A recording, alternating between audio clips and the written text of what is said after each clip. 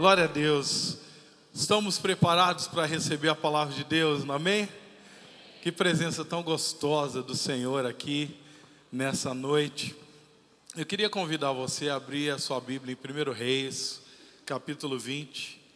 Nós vamos ler alguns versículos de um texto que vai do capítulo 1 até o 30.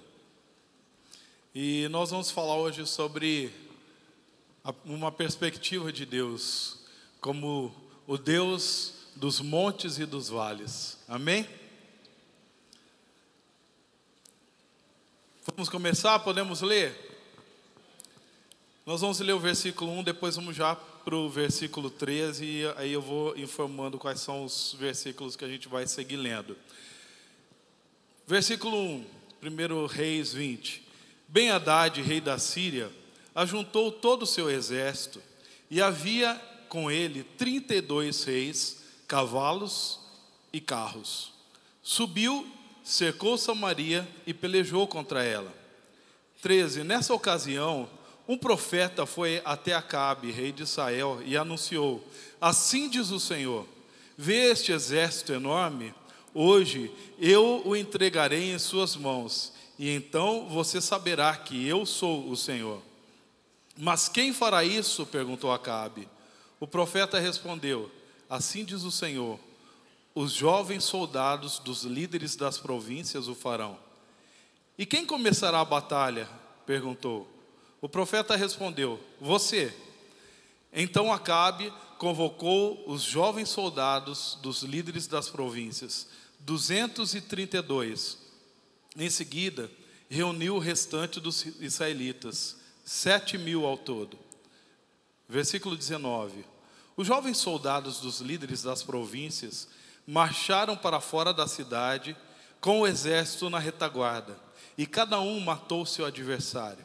Diante disso, os arameus fugiram, perseguidos pelos israelitas. Ben-Hadad, rei da Síria, escapou a cavalo com alguns dos seus cavaleiros. O rei de Israel avançou e matou os cavalos e destruiu os carros de guerra e infligiu pesadas baixas aos arameus. Depois disso, o profeta foi ao rei de Israel e disse: fortaleça a sua posição e veja o que deve ser feito, pois na próxima primavera o rei da Síria o atacará de novo. Enquanto isso, os conselheiros do rei da Síria diziam: os deuses deles são deuses das montanhas, e é por isso que eles foram fortes demais para nós. Mas se os combatermos nas planícies, com certeza seremos mais fortes do que eles. Deves tirar todos os reis dos seus comandos e substituí-los por outros comandantes. Também deves organizar um exército como o que perdeste, cavalo por cavalo e carro por carro, para que possamos combater Israel nas planícies. Então, é certo que os venceremos. Ele concordou com eles e fez como aconselhado. E na primavera seguinte, Ben-Hadad convocou os arameus e marchou até Afeque para lutar contra Israel. Versículo 28. O homem de Deus foi ao rei de Israel e disse: assim diz o Senhor, como os arameus pensam que o Senhor é Deus das montanhas e não dos vales, eu entregarei esse exército enorme nas tuas mãos, e vocês saberão que eu sou o Senhor. Durante 7 dias estiveram acampados frente a frente, um do outro, e no 7º dia entraram em combate. E num só dia, os israelitas mataram 100.000 soldados de infantaria arameus. O restante deles escapou para a cidade de Afeque, onde o muro caiu sobre 27.000 deles. Ben-Hadad também fugiu para a cidade e se escondeu, ora numa casa e ora noutra. Amém? Esse é um texto um pouquinho longo, mas eu gostaria que você pudesse acompanhar alguns detalhes que eu quero extrair em relação a essa história, que é uma história para mim muito marcante, impressionante. Em primeiro lugar, por se tratar do rei Acabe. O rei Acabe é uma figura de um cara que realmente foi um mau rei, foi o pior rei que Israel teve. Ele foi um cara idólatra e tudo mais. Mas uma das coisas que a gente percebe aqui nessa história é que ele teve a oportunidade de ter uma experiência muito profunda com Deus. E ele conheceu nessa situação o Deus que é o Deus das montanhas e o Deus dos vales, o Deus dos montes e dos vales. E eu queria explorar um pouquinho essa frase, essa experiência aqui, para trabalhar algumas coisas que falam a respeito de nós. E eu quero fazer um resuminho aqui daquilo que nós lemos e chamar a sua atenção para alguns detalhes. Nós vemos aqui que o exército de Israel era um exército aparentemente pequeno diante do exército ali de Ben-Hadad. Ben-Hadad, ele reuniu um exército, ele conseguiu reunir 32 reis e ele conseguiu reunir uma multidão. E quando a gente olha para o número dos soldados, né, que foram mortos na segunda batalha, e a gente vê que pelo conselho ali das pessoas ali da Síria para Ben-Hadad, falaram assim: olha, você vai na segunda guerra com a mesma quantidade, com a mesma estrutura que você foi na primeira guerra. Ou seja, então eu chego à conclusão que a quantidade de pessoas era muito grande, vamos contar aqui pelas pessoas que morreram, né? No mínimo que morreram ali foram 127 mil na segunda batalha. Então, considerando a primeira batalha, o exército devia ser aproximadamente num número grande. E a gente vê na narração da primeira batalha que havia apenas 7 mil soldados do país de Israel. E eu fiz a proporção para saber mais ou menos quantas pessoas ficariam para quantos inimigos para cada israelita. E eu cheguei a uma conta de 95, ou seja, o exército de Ben-Hadad ele era 95 vezes maior do que o exército de Israel. E fazendo uma média para cada pessoa, cada soldado ele conseguiu expulsar um exército, um grupo de pessoas de aproximadamente 100 pessoas. E a gente vê que nessa experiência eles puderam ver na prática a palavra do Senhor, que Deus falou lá em Levíticos 26, onde ele falou assim: 5 de vocês vão perseguir 100, e 100 de vocês vão perseguir 10 mil, ou seja, eles estavam de fato vivendo um milagre de Deus. E esse milagre foi um milagre que foi reconhecido inclusive pelo Ben-Hadad e pelos sírios. Eles falam assim: olha, foi algo extraordinário que aconteceu, não foi algo natural, foi o Deus deles que pelejou e deu essa vitória. É algo que realmente era impossível de acontecer. Os inimigos reconheceram, havia uma ação de Deus, só que eles tinham uma interpretação muito equivocada de Deus. Eles pensavam assim que Deus ele era um Deus que é o Deus só das montanhas. E por isso ele promoveu uma nova guerra. E ele falou assim: não, vamos atrair ali nas planícies. E aí então Deus fala assim: olha, eu vou mostrar para vocês que eu sou Deus das montanhas e eu sou Deus dos vales também. E eu quero falar um pouquinho sobre isso, porque eu acho que essa verdade ela precisa entrar também no nosso coração. Às vezes nós temos algumas dificuldades de entender que Deus é um Deus das montanhas e Ele é um Deus dos vales também. E às vezes até pelo fato da gente não perceber algumas coisas importantes, a gente acaba perdendo oportunidades tremendas em Deus. Uma das coisas que eu quero observar aqui e chamar a sua atenção é que a mesma quantidade de inimigos que atacaram na montanha, atacaram também no vale. E às vezes a gente tem sempre a visão de que a guerra ela acontece só nos vales, mas às vezes as guerras elas vão acontecer também no contexto da montanha. E eu quero falar um pouquinho, fazer uma figura da montanha e do vale, sobre realidades que eu e você vivemos no nosso dia a dia. O que a montanha representa? A montanha representa, na Bíblia, e a gente vê algumas situações assim, como um momento em que você está por cima, em que você está bem, o momento da bênção, né? E talvez existam pessoas que estejam vivendo esse momento assim, aqui na igreja. O que representa os montes ou as montanhas? São momentos de estabilidade, momentos de segurança, momentos de... A montanha, ela representa a liderança, ela representa momentos de bênção e de sucesso. Talvez você está vivendo um momento montanha na sua vida. Você olha para a sua família e você começa a perceber a graça de Deus. Você fala assim, poxa, como minha família está abençoada. Como nós estamos vivendo um momento de alegria, um momento de paz. Você olha para os seus filhos e vê coisas tremendas. Você está vivendo um momento montanha na sua vida. Às vezes você olha para a sua conta corrente e você fala, puxa, olha ali, chegou o fim do mês e ainda tem saldo. Estou vivendo um momento montanha na minha vida. Eu paguei todas as minhas contas e eu estou, está sobrando, né? Eu estou, glória, né? E esse momento a gente gosta, né? Quantos gostam de momento montanha, né? Tem um pessoal que passou pelo encontro, estão vivendo um momento montanha na sua vida. É ou não é? É um momento de ter experiências tremendas com Deus. Estão cheios do Espírito Santo, cheios da unção. Daqui a pouco nós vamos fazer uma festa. Mas sabe de uma coisa, amados? Mesmo nos lugares, nos momentos como esse de montanha, nós vamos às vezes enfrentar alguns inimigos e Deus precisa estar presente. Nós vamos explorar um pouquinho mais sobre isso. Existem também os momentos que são os vales. E os vales, eu acho que eu nem preciso explicar para você. Os vales são aqueles momentos que a gente vive momentos de privação, momentos de escassez. São momentos que a gente vive dificuldades, desafios, tribulações.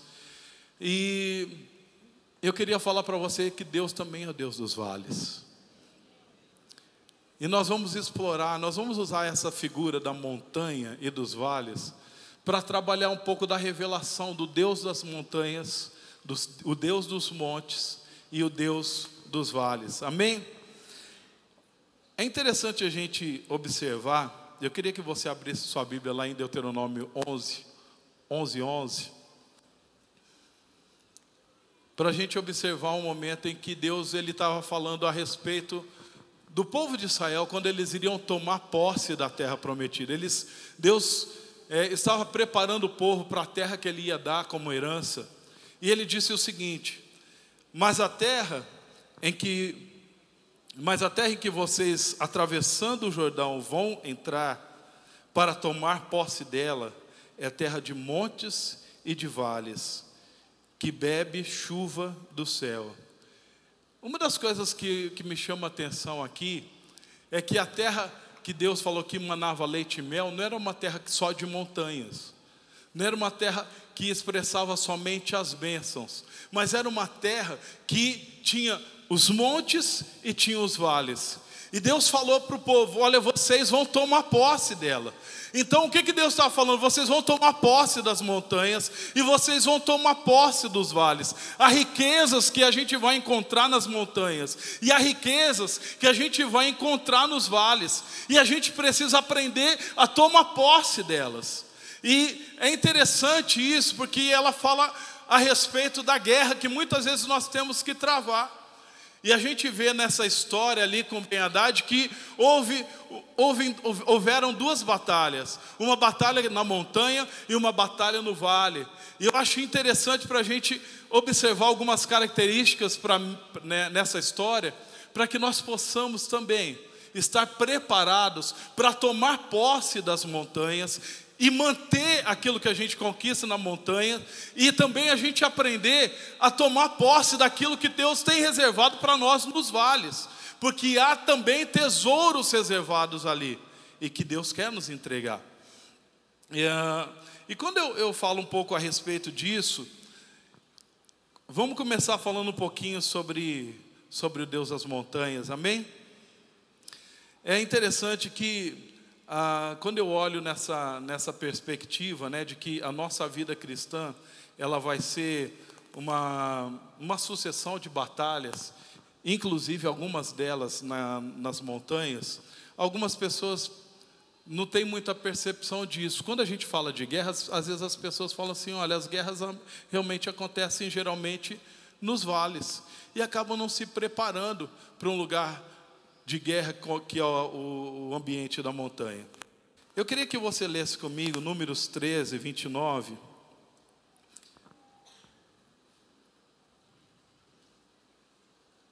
Que fala a respeito desses inimigos. Os amalequitas habitavam na terra do Neguebe. Os heteus, os jebuseus e os amorreus habitavam na montanha. Os cananeus habitavam ao pé do mar e pela ribeira do Jordão. A gente vê nesse versículo aqui, nesse texto, que havia alguns dos inimigos que precisavam ser depostos, que precisavam sair da terra prometida. Alguns deles, eles habitavam nas montanhas. Outros habitavam ali na região dos vales.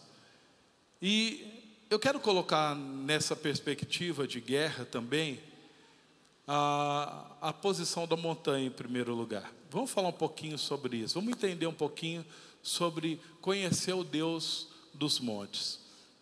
Tem algumas pessoas que elas têm uma visão de Deus apenas como o Deus dos vales. E essas pessoas são as pessoas que têm a seguinte característica. Elas pensam o seguinte: no momento que as coisas estão ruins, elas buscam a Deus.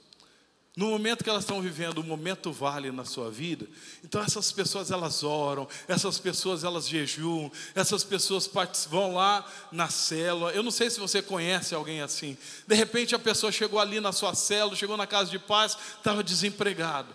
E aí ela fala: gente, eu queria que vocês orassem para que eu arrumasse um emprego. E ela consegue um emprego. E aí sabe o que acontece depois que ela arruma um emprego? Ela some da célula. Ela não aparece mais na célula. Ela não aparece mais na igreja. E aí você encontra ela e fala assim: meu irmão, mas por que você não está indo, você não está participando mais? Fala: é porque eu arrumei um emprego. Mas, não, que agora eu estou cansado. Ir para a célula eu estou cansado. Aí a pessoa ela serve a Deus só no momento que aparece o vale. Quando a pessoa aparece na célula de novo, você fala: nossa, o que foi que aconteceu com essa pessoa? E ela está passando por problemas. Você conhece gente assim? São pessoas que elas pensam que Deus é o Deus só dos vales. E aí então, quando ela vive um momento montanha, gente, ela esquece de Deus. Ela esquece das coisas que Deus pode fazer por ela, porque afinal de contas ela conseguiu aquilo que ela queria. Tem algumas pessoas que às vezes vêm na igreja e falam assim: eu preciso ir na igreja porque eu estou precisando. Já ouviu isso daí, né? Eu estou precisando. Ou seja, são as pessoas que só têm a visão de Deus como Deus dos vales. Porque quando ela não está vivendo um momento vale, ela se esquece de Deus. Ela não se lembra mais de Deus. Ela não prioriza a Deus. E eu acho interessante a gente entender que essa é a ação de um inimigo para tentar tirar você, tentar tirar aquela pessoa que está vivendo um momento montanha do lugar da presença, do melhor de Deus.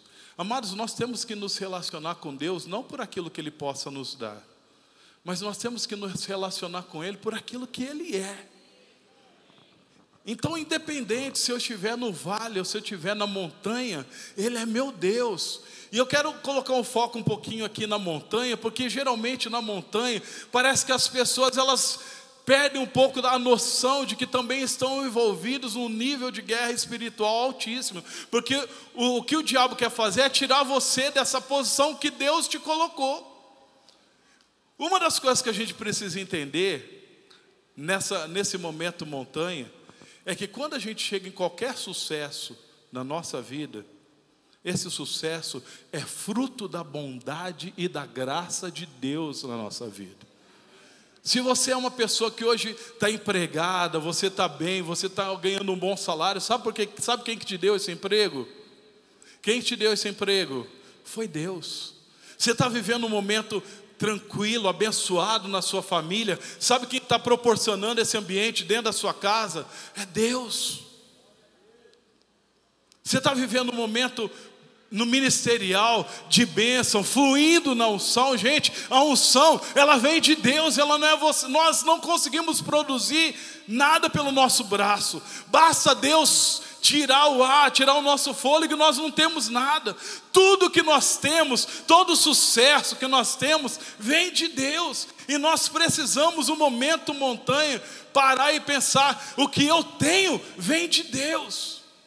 Eu não sei quantos de vocês têm esse hábito, deveria ser um hábito, mas toda vez que você chega e senta na sua casa e vai fazer a sua refeição, você precisa reconhecer que aquele alimento que está ali no prato foi uma ação, foi graça de Deus, bondade de Deus para a sua vida. E eu e você, nós precisamos falar: Senhor, muito obrigado, muito obrigado. Tem pessoas que quando vivem momento montanha esquecem de Deus. Mas Deus, Ele é o Deus das montanhas. Deus, Ele é o Deus dos momentos bons. E Ele precisa ser mais exaltado por nós. Ele precisa ser mais buscado e procurado por nós do que nos momentos de necessidade. As pessoas que pensam em Deus como Deus apenas dos vales são aquelas pessoas que só servem a Deus por conta da necessidade que elas têm.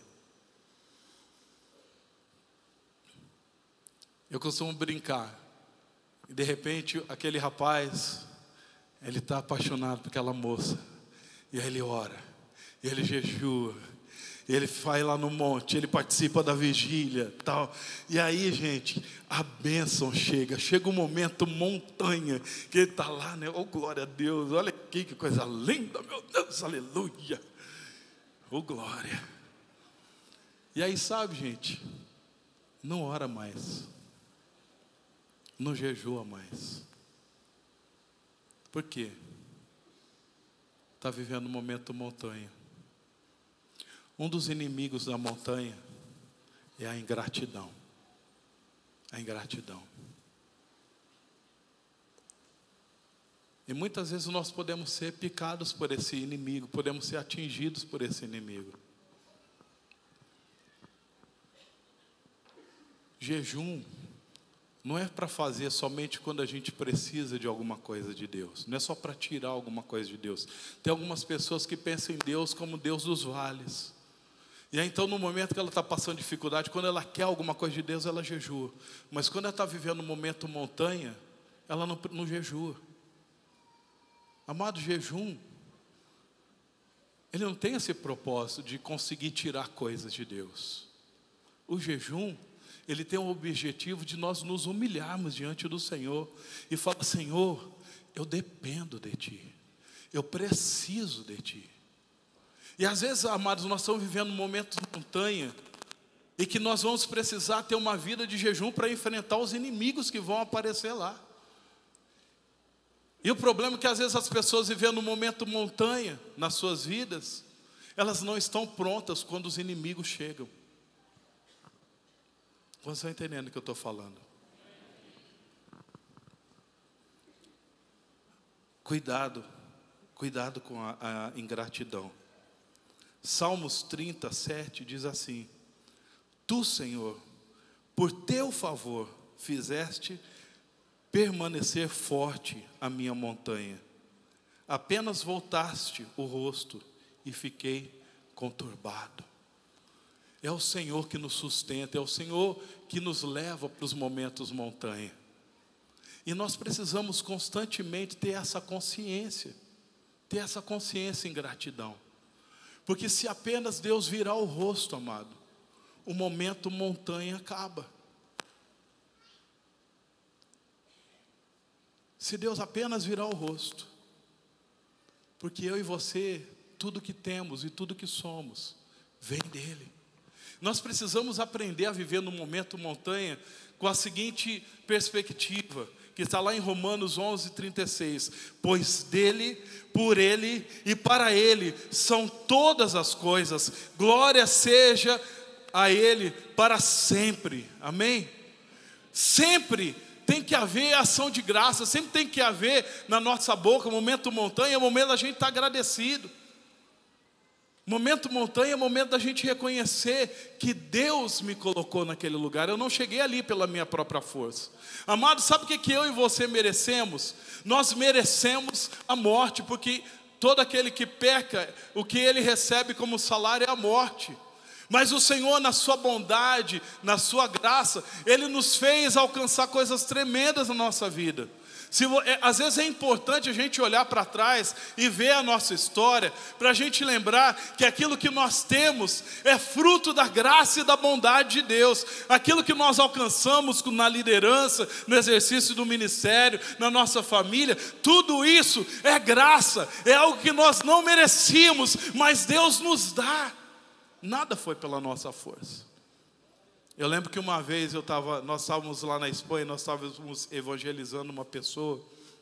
Eu fiquei muito impressionado, porque quando a gente começou a falar a respeito de Deus, ele não tinha essa visão de Deus como Deus das montanhas. E eu falei assim, olha, ele falou para mim, falou assim, para que eu preciso de Deus? Era uma pessoa que não conhecia o Senhor, claro, né? Nós estávamos evangelizando. Mas ele falou assim, eu aqui coloco comida dentro de casa, eu aqui trabalho, eu aqui tenho que ralar. Não é Deus. Ela realmente não tinha uma perspectiva de que a vida, o ar que nós temos para respirar, vem dele. Se Deus fizer isso, ele não vive, ele não tem trabalho, ele não tem família, ele não tem nada. E é assim conosco. Precisamos ter a perspectiva de que Deus é o Deus da montanha. Você está vivendo um momento montanha na sua vida? Amado, nunca perca a gratidão no seu coração. Sempre tenha o entendimento que você está aí nesse lugar, porque Deus te colocou. Deus te colocou. E se você tiver esse coração, esse entendimento, Deus vai te abençoar e vai fazer você vencer os inimigos que vierem contra você. E eu quero falar sobre mais um inimigo que a gente encontra ali na montanha. Nós vamos falar um pouquinho sobre o orgulho. O orgulho é um dos inimigos que a gente encontra na montanha. A montanha, ela fala um pouco sobre isso, né? Os inimigos, né? Os amorreus, os heteus, jebuseus, eles eram inimigos que habitavam na montanha. Eles eram arrogantes. E eles, na verdade, essa é a arma que eles usam para prevalecer na montanha. E nós precisamos estar atentos a isso. Porque o que acontece, amados? De repente, uma pessoa ela consegue uma condição, ela está vivendo um momento montanha, ela pode perder a gratidão e ela pode também achar que ela virou alguma coisa. E ela falou assim, não, agora eu estou bem, glória a Deus, aleluia. Estou cheio do Espírito Santo, aleluia. Eu sou uma nova criatura. Enfim, e sabe, gente, o orgulho é uma coisa interessante. Eu costumo dizer que o orgulho é que nem mau hálito, quem tem não sente, né? É verdade. E às vezes a gente pensa que a gente está bem na foto, mas às vezes Deus está vendo atitudes nossas, expressões nossas, que são expressões de orgulho. Aquilo que eu estava falando, sabe aquela pessoa que não tem uma vida de oração, é uma expressão de orgulho. Porque ela está vivendo a vida assim, ó, não preciso de você, Deus. Eu dou conta de fazer agora as coisas, eu sei o que fazer. Uma pessoa que não consulta o Senhor para tomar decisões, é uma pessoa que está mostrando orgulho. A gente não conta isso como orgulho, mas é uma atitude de orgulho. Porque essa pessoa está tentando fazer as coisas no seu braço. E eu queria falar um pouco, por exemplo, de uma história que está ali em Deuteronômio 1:43, que conta um momento em que o povo de Israel, ele entrou numa guerra, subiu a montanha para fazer uma guerra, mas foi derrotado. Deixa eu falar um pouquinho do contexto desse momento aqui, que também foi um momento montanha, mas não foi um momento montanha positivo. Sabe o que aconteceu? O povo de Israel Deus falou, olha, vocês não vão entrar na terra prometida, por quê? Porque quando chegaram ali os 10 espias reclamando da terra, murmurando, o pessoal começou a chorar, começou a falar, tem gigante na terra e tudo mais. E aí então Deus chegou e falou assim: não, tudo bem, vocês não vão entrar na terra prometida. Quando Deus falou que vocês não vão entrar na terra prometida, Moisés foi falar com eles. Aí eles falam assim: não, agora a gente vai lá lutar, nós vamos lutar. E Moisés falou assim: não, gente, a hora que era para lutar, vocês falaram que não. Aí agora a hora que vocês não têm que lutar, vocês estão falando que vocês querem lutar. E eles foram. E olha o que aconteceu nesse texto. Moisés está falando para eles: eu lhes disse isso, mas vocês não me deram ouvidos, rebelaram-se contra o Senhor com presunção ou com orgulho, subiram a região montanhosa. Os amorreus que lá viviam os atacaram e os perseguiram como um enxame de abelhas, e os arrasaram desde Seir até Ormá. Sabe o que derrotou o povo de Israel na luta na montanha? Foi o orgulho. O orgulho. Nós precisamos tomar cuidado com o orgulho no momento montanha, para não sermos picados por esse bichinho. E às vezes esse bichinho, quando pica a pessoa não percebe. Mas isso faz com que a pessoa ela perca tudo aquilo que talvez ela conquistou em Deus. Porque a soberba precede a ruína. Nos momentos montanha, nós precisamos aprender a nos revestir de humildade, a ter um coração quebrantado. Nos momentos de sucesso na nossa vida, nós precisamos aprender a guardar o nosso coração no lugar correto. Porque às vezes a gente pode perder tudo, justamente por não entender que na montanha tem inimigos, que na montanha existe luta, e a luta ela é muito forte. O diabo ele não quer que você permaneça no lugar de vitória que você está. O diabo não quer que você permaneça no lugar de conquista que você está. Então, toma cuidado para não deixar esse inimigo entrar. Houve um rei chamado Uzias, e esse rei, ele foi um homem que começou muito bem. A Bíblia conta a história dele.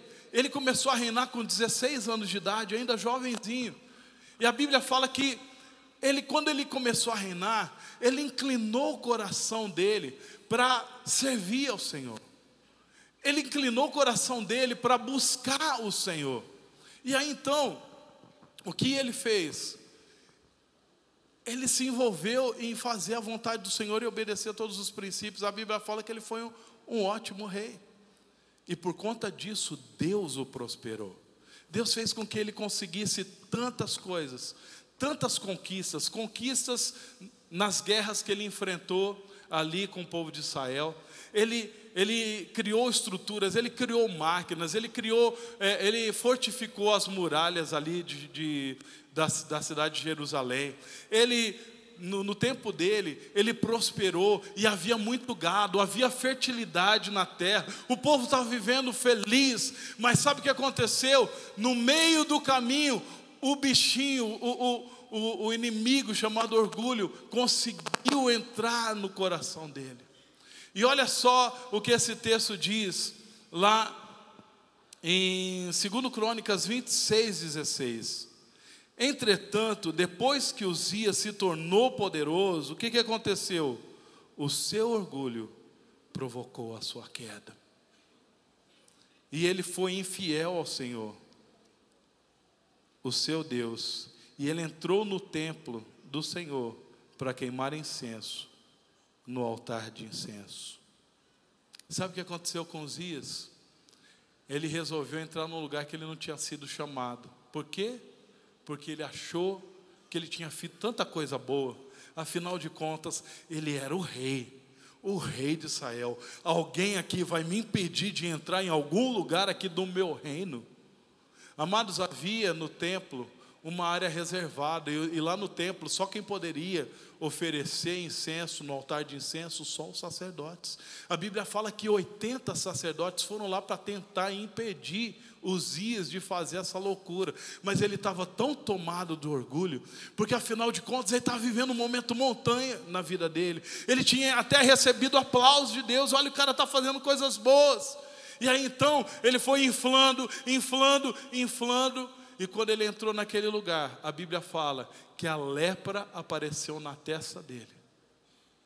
Ele ficou leproso. O seu orgulho foi a sua queda. Amados, vamos tomar cuidado para não perder a posição que Deus nos tem dado. Talvez você está falando, pastor, eu estou vivendo um momento vale na minha vida, então acho que essas coisas ainda não se aplicam. Mas deixa eu falar uma coisa para você.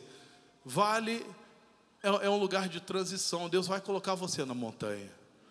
Deus vai colocar você no topo. E a gente precisa estar com o nosso coração preparado também quando você chegar lá.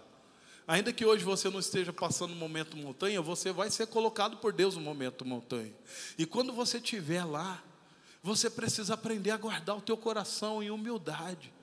Em primeiro lugar, lembrando que foi Deus que te colocou. Em segundo lugar, tendo um coração humilde e quebrantado.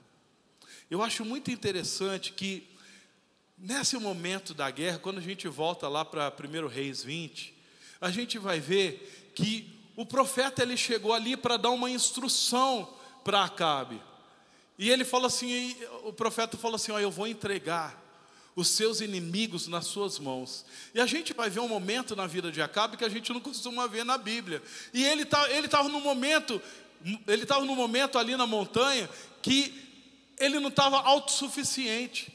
Ele não estava confiante em si mesmo. E aí, ao invés de falar, bom, agora que Deus entregou os inimigos da minha mão, vamos embora, vamos lá, vamos atacar os inimigos. Não, ele estava na dependência do Senhor e falou assim, como? Como que eu vou fazer isso? Qual é a instrução, Deus? E é interessante que a instrução que Deus deu falou assim, mandem os soldados jovens à frente. Mande os pequenos. Mande os inexperientes. Gente, se fosse eu que estivesse coordenando um momento como esse, pensando, nós vamos enfrentar um exército com mais de 127 mil pessoas, com 7 mil. Gente, sabe o que eu ia fazer? Eu falei, vou colocar os experientes na frente. Vou colocar os soldados que sabem lutar, que sabem guerrear na frente, porque assim a gente pode garantir alguma coisa. Pensa bem, colocar os meninos para começar a guerra, os jovens. Dá até uma palavra, né? Falar sobre jovens. Mas é interessante que a gente vê que o rei Ben-Hadad e aqueles 6, eles estavam tão orgulhosos, estavam tão confiantes na guerra, que a Bíblia fala assim que eles estavam se embriagando ali. Eles estavam bebendo e tal. E quando eles viram que estavam chegando os meninos, os jovens, falaram, está chegando os jovens. Fica tranquilo, gente, vamos dar um fim neles. Porque pensa, olha o tamanho desse exército, rapidinho a gente dá conta. Mas eles não contavam que havia um respaldo sobrenatural de Deus ali. A soberba já foi o ponto de ruína ali de Ben-Hadad naquele lugar. Mas o que prevaleceu, o que fez com que o povo de Israel vencesse, foi que eles se revestiram de humildade. Pensa bem, gente, os soldados experientes, eles ficaram para trás. E eles estavam apoiando os mais jovens e falaram assim, vão lá, vocês vão conseguir. Vocês são a resposta de Deus. Vocês são a chave para esse tempo. E porque Acabe obedeceu, ele entendeu que era necessário ter um coração humilde. É necessário revestir o exército com os jovens, os pequenos. Ele prevaleceu. Você quer prevalecer na montanha? Quer continuar vencendo seus inimigos na montanha? O Deus da montanha é o Deus dos humildes. Uma das coisas que a gente precisa aprender na montanha é que a melhor posição, a gente já está o fato de estar numa montanha já está numa posição de destaque. E a posição que tem que estar no nosso coração é prostrado, ajoelhado, reconhecendo Deus, eu dependo do Senhor em tudo aquilo que eu tenho, em tudo aquilo que eu sou. A montanha é um lugar de se prostrar. A montanha é um lugar de se humilhar. A montanha é um lugar de ter o coração agradecido a Deus. Como estou entendendo o que estou falando? Você quer continuar sendo vitorioso? Seja alguém grato. Seja alguém humilde. E o terceiro inimigo que eu quero falar aqui, na montanha, é o comodismo. É interessante que às vezes quando a gente está vivendo um momento montanha, a gente começa a achar assim, nossa, está tudo tranquilo, está tudo bem, então vou descansar, fica aqui tranquilo, oh, glória a Deus, só vou desfrutar. E momento montanha, gente, é um momento interessante. Eu quero falar para vocês um momento montanha tão impactante, foi o momento em que Jesus, ele chamou 3 discípulos, Pedro, Tiago e João. Ele falou assim, vamos subir ao monte. E lá no monte eles tiveram uma experiência, gente, maravilhosa. Eles viram Jesus ser transfigurado. Eles viram a veste de Jesus resplandecer, Jesus resplandecendo. Ali apareceu Elias, ali apareceu Moisés, e Jesus estava conversando com eles ali babando e vendo, falando, meu Pai querido, o que é isso? O que é isso? Que momento magnífico. E sabe de uma coisa? Pedrão, né, já entrou, né, o Pedrão, sanguíneo, falou, Jesus, vamos lá, Lucas 9:33, vamos ver o que Pedro falou. Pedro lá na montanha falou assim, gente, é muito bom estar aqui, é muito bom estar aqui. Olha o que está escrito, quando esses iam se retirando, Pedro disse a Jesus, mestre, é bom estarmos aqui, façamos 3 tendas, uma para ti, uma para Moisés e uma para Elias. Ele nem pediu para eles, né? Ele falou, não, eu até reconheci, não, para o Senhor, para Moisés, para Elias. Mas olha o que o texto fala. Ele não sabia o que ele estava dizendo. Ele estava falando assim, gente, montanha é o lugar da gente ficar aqui, tranquilo, sossegado. Sabe o que aconteceu? Jesus falou assim, não, nós precisamos descer. Porque lá no vale tem gente precisando. Tem gente que está passando por necessidade. E quando eles chegaram lá no vale, tinha uma pessoa, tinha um rapaz endemoniado. E os discípulos não estavam conseguindo expulsar o demônio. Eu não sei se vocês lembram uma das coisas que Jesus falou nesse momento. Que existem demônios que só saem por jejum e oração. No momento montanha era o momento que Jesus tinha jejum. E no momento montanha era o momento que Jesus tinha oração. Mas o momento montanha não era o momento que deixou Jesus ali confortável. Ele falou assim, tem gente lá no vale, nós precisamos estender a mão para as pessoas do vale. Amados, às vezes Deus coloca você no momento montanha, sabe para quê? Para que eu e você sejamos generosos e nós possamos estender a mão para aquele que está passando por um momento vale. Ali na nossa célula, na célula que você está, às vezes tem pessoas que estão precisando de uma ajuda, e você pode ser esse instrumento, sendo alguém que vai e visita aquela pessoa.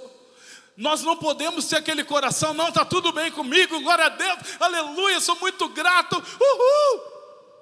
E o teu irmão está morrendo do lado. Quando a gente fala das casas de paz, meu amado, tem gente que fala assim, eu vou mexer com o diabo, vou mexer com, entrar na casa, meu Jesus, amado, está tão gostoso aqui na igreja, a gente vem, levanta a mão, aleluia, sente a presença da glória, aleluia. Irmãos,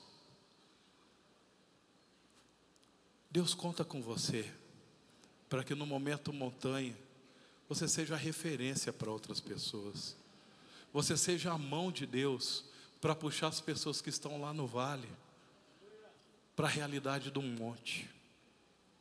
Como estão entendendo o que eu estou falando? Às vezes no momento montanha nós precisamos colocar a mão no bolso e abençoar aquele que não tem. Esse é o coração de Jesus. Amém? Deixa eu passar rapidamente para o momento vale. O momento vale vai ser mais objetivo e mais rápido, porque assim no vale parece que a gente tem bastante PhD aqui, né? Quando a gente vai falar sobre o vale, a gente fala de um assunto que às vezes é bastante comum para a gente, mas eu achei importante a gente dedicar um tempo para entender o Deus das montanhas, para que a gente possa viver uma vida assim vitoriosa também nas montanhas. Mas o que que o momento vale, o que que o Deus dos vales ele representa para nós? Quando a gente vê lá em Juízes 6:33, nós vamos ver um momento em que os midianitas e os amalequitas, eles estavam cercando o povo de Israel. É o momento ali que a gente conhece a história de Gideão. E Juízes 6:33, ele diz o seguinte: todos os midianitas e amalequitas e os povos do Oriente se ajuntaram e passaram a se acampar no vale de Jezreel. Ou seja, qual que era o propósito desse ajuntamento? Qual era a estratégia desses inimigos? Eles cercavam e eles tiravam o suprimento, eles deixavam o povo passando necessidade. Foi isso que aconteceu com Gideão. Ele inclusive ele estava ali malhando, escondido, porque ele tinha medo de que se alguns dos inimigos entrassem ali, roubassem o pouquinho que eles tinham. E geralmente, o que os inimigos do vale eles tentam produzir na mente das pessoas, e essa foi inclusive a ideia de Ben-Hadad. Ele falou assim: olha, o Deus deles é o Deus das montanhas, mas vamos puxar eles para o vale. Vamos levar essa batalha ali para o vale, porque com certeza ali no vale nós vamos vencer, Ben-Hadad falou. E a estratégia no vale, ela é diferente. E aí a ação dos inimigos, ela é diferente, porque ela tenta privar a pessoa. Porque o que acontece no vale? A ideia do vale é que você não tem para onde correr, você não tem para onde esconder. E a impressão que dá, e principalmente quando se tem um exército muito maior, é de que você está sozinho. Você está sozinho. Tanto que quando Deus foi conversar com Gideão, ele falou: Deus, mas por que o Senhor deixou isso acontecer? Por que essa situação está acontecendo comigo? E esse é um inimigo, sabe, a dúvida de que Deus está vendo você. Por que Deus deixou essa situação acontecer comigo? Por que eu estou passando por essa situação? E geralmente pessoas que pensam assim, são pessoas que pensam que Deus é um Deus apenas da montanha. Que Deus, Ele nos ama só nos momentos que as coisas estão indo bem, que a gente está sendo abençoado, que as coisas estão indo, sabe, de acordo com aquilo que a gente quer. E não é essa a verdade. Nós precisamos guardar o nosso coração quando nós estivermos passando pelo vale, porque os nossos inimigos eles vão tentar usar essa estratégia para tirar de mim e de você a vitória. Deus é um Deus só das montanhas. As coisas boas acontecem só com seus irmãos, com você não acontece. Olha, Deus está deixando você sofrer. Por que Deus está fazendo isso? São frases que às vezes o diabo ele vai lançando na mente da pessoa. E nós precisamos entender que Deus é um Deus dos vales também. Deus é um Deus que está presente. Eu quero que você abra a sua Bíblia em Deuteronômio 8:7. Esse texto é um texto muito marcante para mim. Eu acho que você vai entender o Deus dos vales. Porque o Senhor, o teu Deus, te faz entrar numa terra boa. Fala comigo, terra boa. Terra de ribeiros de águas, de fontes, de mananciais profundos, que saem de onde? Dos vales e das montanhas. Onde saem os mananciais profundos? Não é só das montanhas. Há mananciais profundos nos vales. Há riquezas que Deus quer entregar para mim e para você que estão nos vales. E eles são profundos, às vezes a gente não encontra. Sabe por que Deus nos leva para os vales? Porque Ele nos ama. E Ele quer trabalhar algumas coisas na nossa vida. Algumas coisas que Ele quer trabalhar é a nossa fé e a nossa dependência nele. Deus não nos leva para o vale porque Ele quer te ver sofrer. Ele leva a mim e a você para os vales porque Ele quer te dar um manancial. Ele quer abrir um manancial. Ele quer realizar um milagre para você. E como Ele realizou ali, gente, um grupo pequeno. A Bíblia fala assim que eles eram como 2 pequenos rebanhos milhões de cabras diante de uma grande multidão, mas Deus deu uma vitória para o povo de Israel. Eles conseguiram destruir 127 mil dos seus inimigos, porque Deus era com eles ali no vale.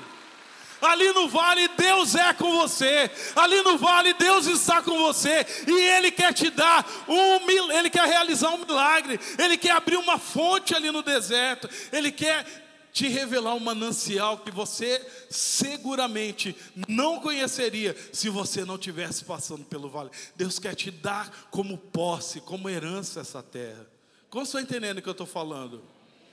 Se tem alguém aqui que hoje está vivendo no vale, deixa eu falar uma coisa para você. Deus quer te dar essa terra por herança. Deus quer fazer um milagre. Mas uma das coisas que nós precisamos entender, amados, enquanto que lá no deserto, enquanto que lá no monte, na montanha, nós precisamos nos humilhar, nós precisamos aprender no vale a crer que Deus está conosco. O Senhor é meu pastor e nada me faltará.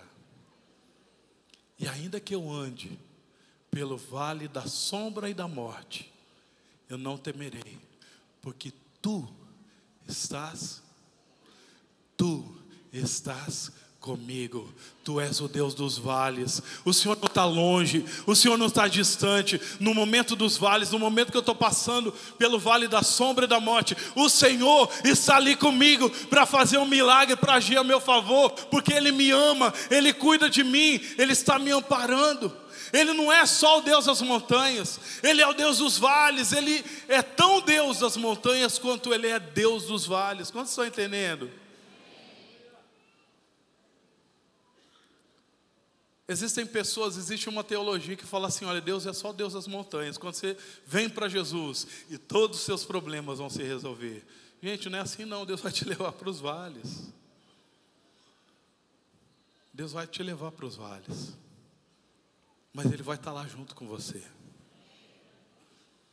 Eu lembro de uma história que eu ouvi de um pai. Eu não sei se essa história é verídica ou se é uma história, mas de um pai que ele precisou disciplinar o filho, porque o filho, ele estava fazendo algumas coisas erradas. Ele falou assim: filho, eu vou te disciplinar, e você vai ter que dormir sozinho no porão. Ele falou: você vai ter que dormir no porão por uma semana. E aquele menino, ele tinha medo do porão, ele tinha medo de ficar ali, isolado. E aí ele foi chorando. E aí o pai falou, eu falei assim: meu Deus, eu acho que eu realmente fui muito forte, né? Porque ele ficava ouvindo o menino chorar lá do fundo. E ele olhou para a esposa.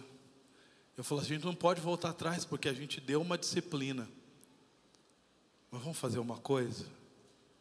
Ela falou: é o que eu estou pensando? Acho que sim. Os dois desceram e foram lá no porão. E naquela semana toda eles dormiram, os três juntos, no porão. Ele estava sendo disciplinado, mas os pais estavam junto com ele. Mesmo quando a gente está passando pelo vale, por um motivo de uma disciplina, Deus está lá junto com você. Ele não é um pai que te abandona, que vira a cara para você. Ele sofre junto com você, porque Ele te ama. E às vezes, amados, quando nós passamos por um vale, não é por causa de um pecado que é na nossa vida, é porque Deus quer nos dar uma riqueza. Foi isso que aconteceu com Jó. Jó, um homem íntegro e justo, mas ele passou por um vale. Deus permitiu que ele passasse por um vale, por perdas, por privações. Mas sabe o que aconteceu no final? Ele recebeu tudo em dobro, porque Deus queria abrir um manancial para ele. Deus tinha um manancial naquele vale que Jó nunca iria conhecer. E acima de tudo, quando ele saiu desse vale, ele disse: antes Eu te conhecia só de ouvir falar, mas agora os meus olhos te veem. Um manancial foi aberto ali no vale. Quantos estão entendendo? Por último, para encerrar essa argumentação, quando a gente olha para a vida de Jesus, Jesus santo, perfeito em todos os seus caminhos, mas ele precisou passar por um vale.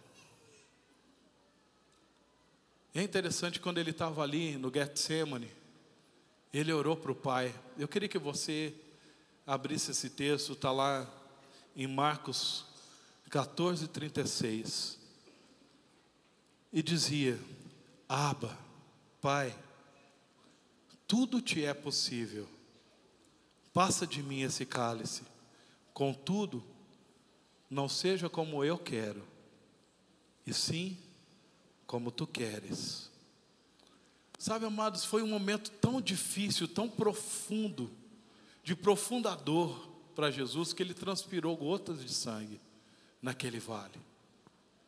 E naquele momento, ele falou assim: Abba, Paizinho, o Senhor pode todas as coisas. O Senhor é o Deus das montanhas. Mas não seja feita a minha vontade, seja feita a tua vontade. E se é um vale que o Senhor tem para que eu passe, eu vou passar, porque eu sei que você está comigo. Abba, essa foi a palavra que ele usou. Pai, Pai.